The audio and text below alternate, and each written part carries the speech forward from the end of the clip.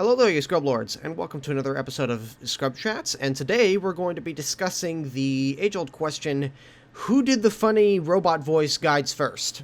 I know a lot of people have been wondering, especially on Reddit whenever I posted these things, it's just like, but didn't this guy do this beforehand, or this guy did that beforehand, or why is he stealing somebody else's content, or why is he being an asshole?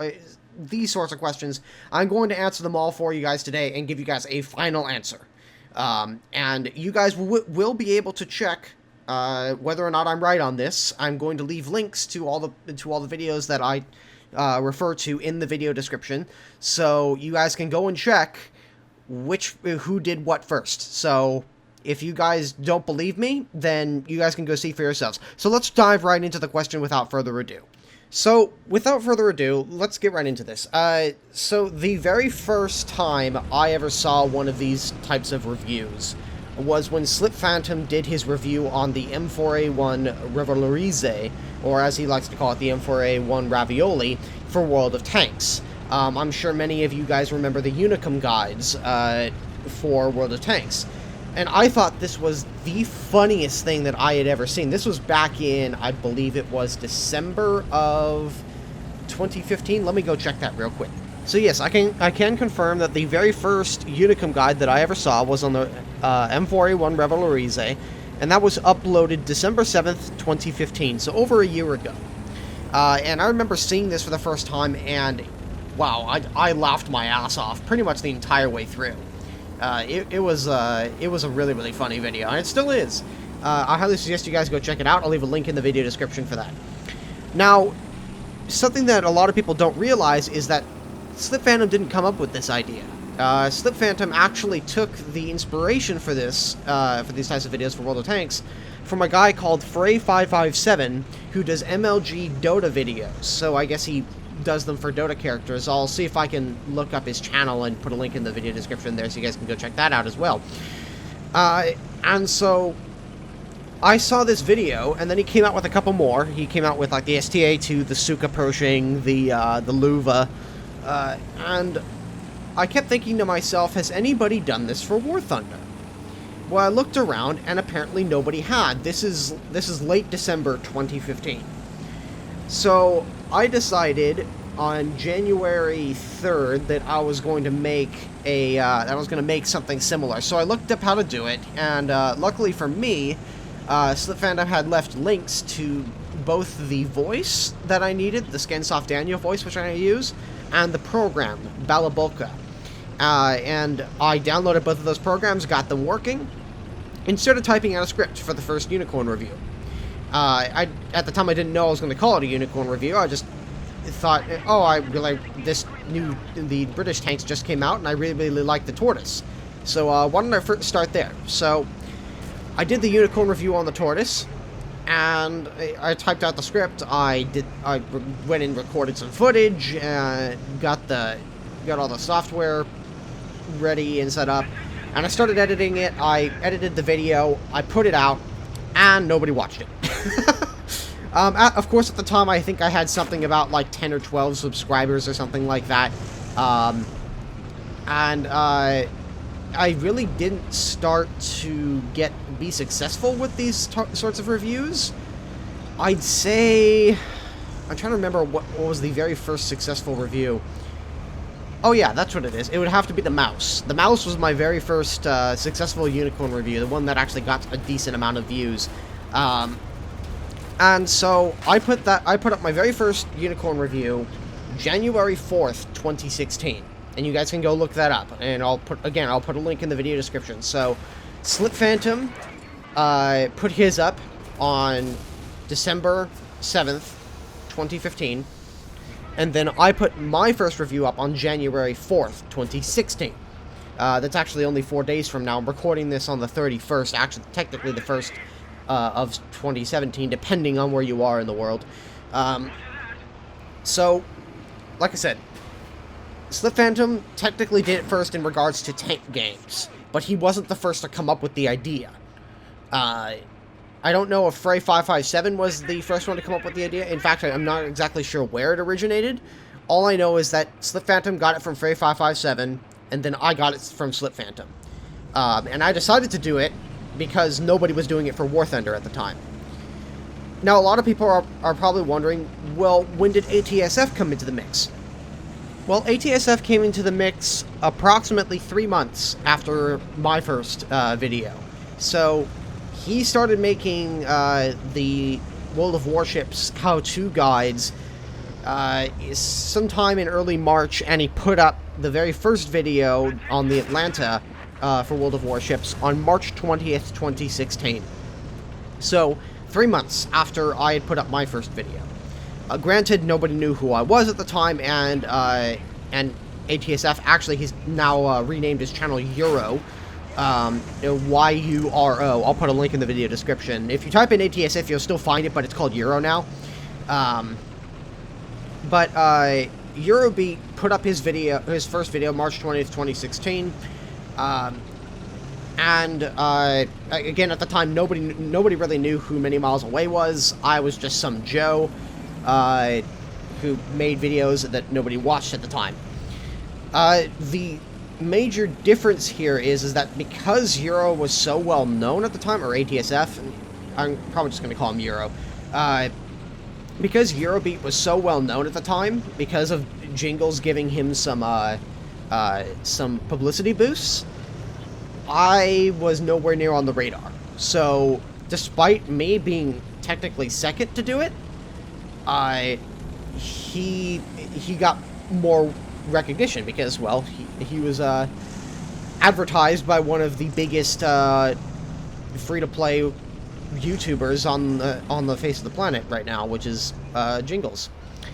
So, moving on here, when did more people start doing things for War Thunder? Because there was a couple of other people who do this stuff for War Thunder that I know of. That would be Bronto Scorpio and Space Cat. So let's get into when they started. Oh yeah, I forgot to mention Weeby also did a couple of these videos, and I'll get into when he started doing them as well. So, Space Cat was the second one to do it for War Thunder.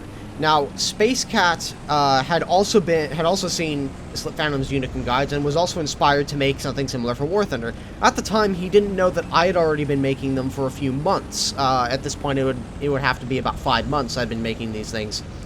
And so he uploaded his first video, and he got a few messages. I don't know through what sources, whether it was through his comment section or whatever, that people were saying, oh yeah, this other guy, Miles, has already been making these videos for a few months. And so, he messaged me over Reddit, initially. I wasn't really sure, I don't exactly sure how exactly he got in contact with me, other than Reddit and Steam. Yeah, it was through Reddit, now that I remember now. So he messaged me on Reddit and asked if it was okay if he did these videos. Now, frankly, I don't really care, and I never have cared. If people have a funny way of describing a video, and it's actually funny, then yeah, of course, do it. I mean, there's no copyright on this sort of thing. I mean, if it was copyrighted, or if this format was copyrighted, then that would be different. But, frankly, I don't care. If any one of you people out there who happen to be watching this video say, hey, I want to make something along the lines of what Miles is doing, go ahead, do it. I don't give a shit. So, Space Cat started doing his, and again, like I said, he uploaded his first video on the M26E1 May 8th, 2016.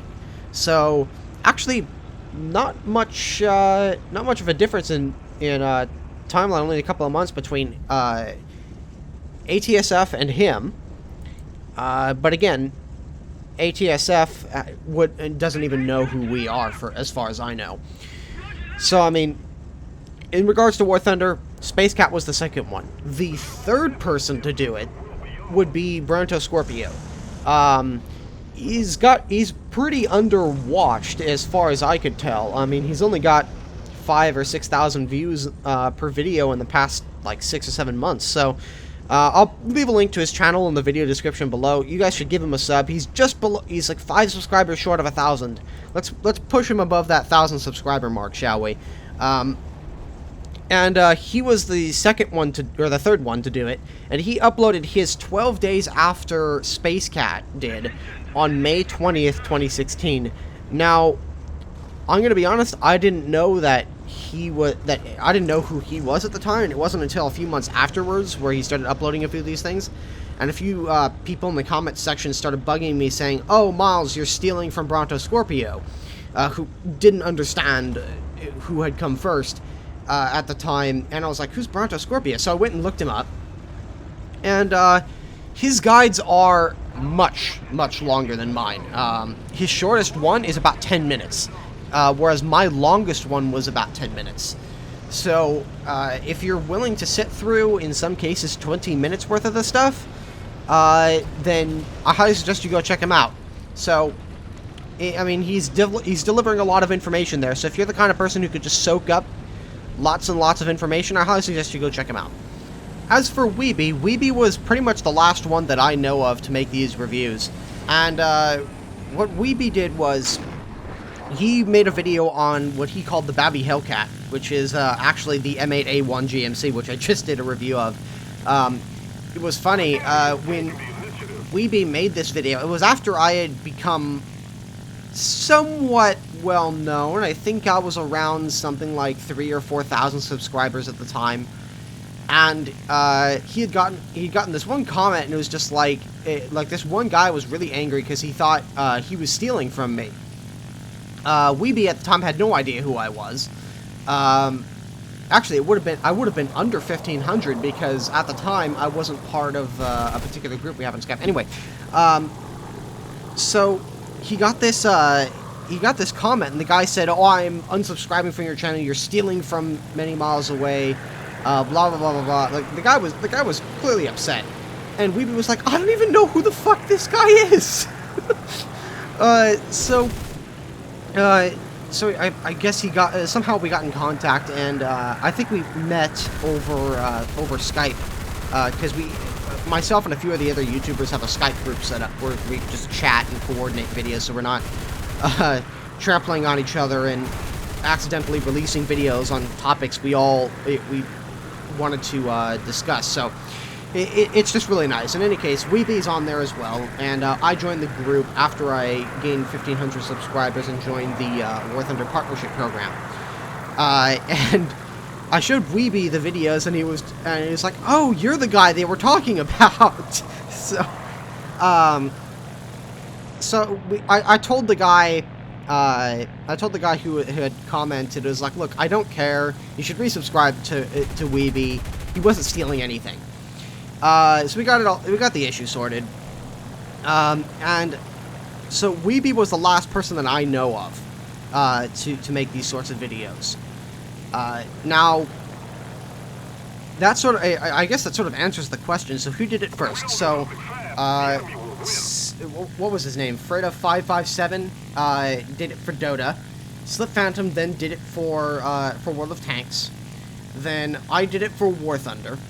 Then ATSF did it for World of Warships. Space Cat did it again for War Thunder, and then Bronto Scorpio did it again for War Thunder, and then Weeby did it for War Thunder. So I'll put that up in chronological order there so you guys can see who came first. So I hope that answers your initial question, guys. However, I do have a couple more topics I'd like to talk about before I close up here. So let's move on to those.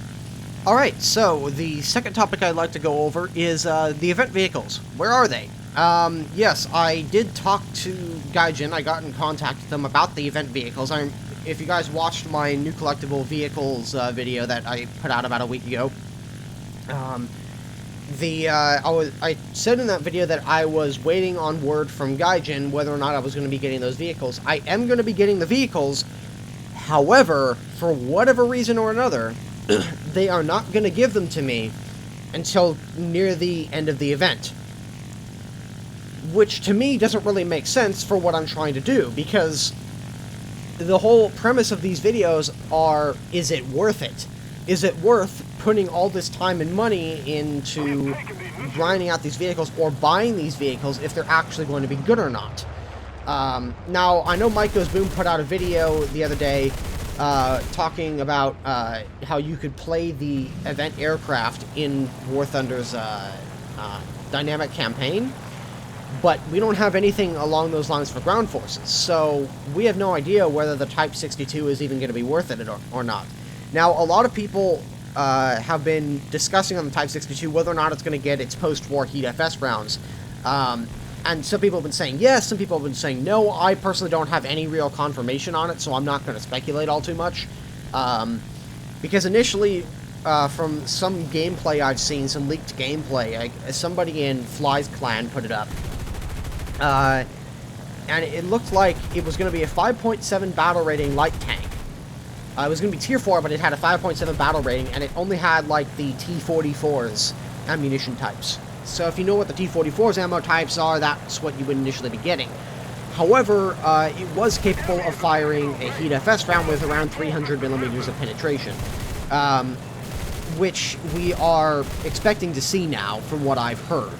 Again, I don't really have any confirmation of this, but people have been going back and forth on Reddit about it for quite some time now. So, if you dig around on Reddit, you can probably find something. However, I'm just a bit too lazy to do that right now. However, for now, we're just going to have to wait and be patient. The event vehicles, I will get my hands on them as soon as I can. Actually getting much of anything lately has been a real pain in the rear because both of my contacts in Gaijin, the ones that would provide me with these sorts of things, are on vacation until the 15th of January. Luckily, I do have the proper rentals and modifications unlocked for the vehicles I plan on reviewing, so that's not an issue. The big issue that I have right now is that I'm trying to buy some modifications for some vehicles, and I do not have the Eagles for it.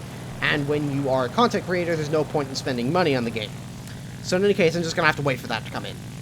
So now let's talk about the last thing I wanted to discuss today, and that is going to be sound mod support for War Thunder.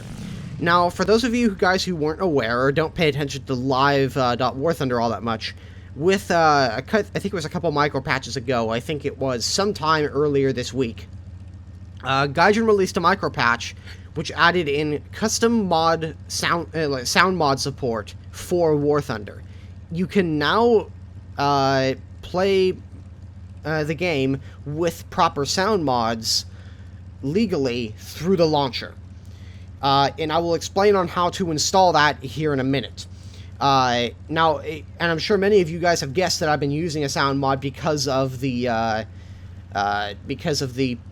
tank gameplay that I had on earlier in the video, where like where everything sounded awfully different.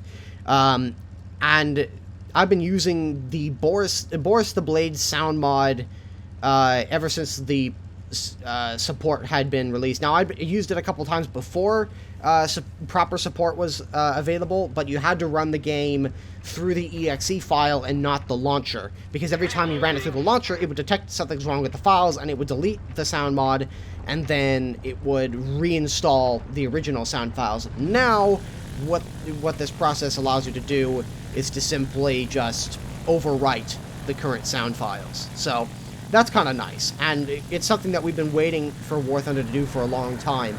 So let me explain how this works. Okay, so the first thing you're going to want to do is go to the live.War Thunder website and go to Boris the Blade's profile page. Here is where he's got all the mods set up, or the mod download set up. So you're going to click on here. You see where it says Boris the Blade, repackaged version of the mod. You're going to go to this link. Again, I'll put this link in the video description. And you are going to download Boris the Blade's mod. Okay? Alright, so what you're going to want to do is, once you've got this this download window up, you're going to want to go to your War Thunder folder, and then just save it. Okay, so while that's downloading, actually, let's take care of something else for you. So what you're going to want to do is you're going to want to go into your War Thunder root folder. Now, I don't know whether or not this works on Linux or Mac. All I know is that this works on Windows. So you're going to want to scroll down to your config.blk file, and open it with like Notepad or something, or Notepad C++ or something like that. And you're going to go down to sound. Excuse me, I just have to move this. Alright, so you're going to want to go to the sound area. So you're going to scroll down a little bit. So, network, Oculus, sound. So, you see this right here? And so just pretend that this isn't here yet. So, what you're going to want to do is, it's going to initially look like this. So, Enter, and not tab. So you're going to want to put this in right here. So just copy, paste, and so what that does is that enables the sound mod. Save that, and then close it. So what that's going to do is whenever you start your launcher up, it's going to enable the sound mod in your game. So that way the launcher doesn't go, oh god, what are these new files here, and tries to overwrite them. Once you got that done, you're going to open up your WinRAR or 7-zip or whatever, and you're going to extract this mod folder into, let's see, display. So you're going to go to War Thunder, go to Sound, and then just extract it into there. And that's it. You're done. Okay, so now that you're in game, we're just going to test the mod real quick. So we'll take out the Chi-Re. Now, if you encounter any issues, go back over the steps that I just listed. Because it's quite simple to do. So you can already hear. Engine sounds much different than it did. Machine gun sounds the same. However, gun sounds are quite different. How he didn't die in one shot, I'm not totally sure. So there you go. Sound mod working. Now, one other nice thing that I've noticed about this mod is that it really highlights the engine sounds of vehicles around you. And I found that on more than one occasion, I've actually been able to find enemy vehicles that have been near me, like maybe around a building or something like that, that I normally would never have heard them before. Now, whether or not that makes this mod a must-have, I don't think so. You can certainly live without it. The in-game sounds are quite good in and of themselves. However, I personally felt that I was a little bit more aware of my own surroundings with this mod installed. So, enjoy, and I hope that this mod helps you improve your immersion in your game experience. So hopefully you got that working, and I hope you guys enjoy the mod and I hope you guys have enjoyed the video. So there really isn't much else to talk about here. If you guys have any further topics you'd like me to talk about in the future, please leave them down in the comment section below. What do you guys think about the event vehicles? And I hope that my little discussion at the start of the video cleared up any confusion in regards to who did what with these funny reviews. In any case, keep your tracks checked, keep your binos in place, keep around in the tube, and I will see you guys in the next video.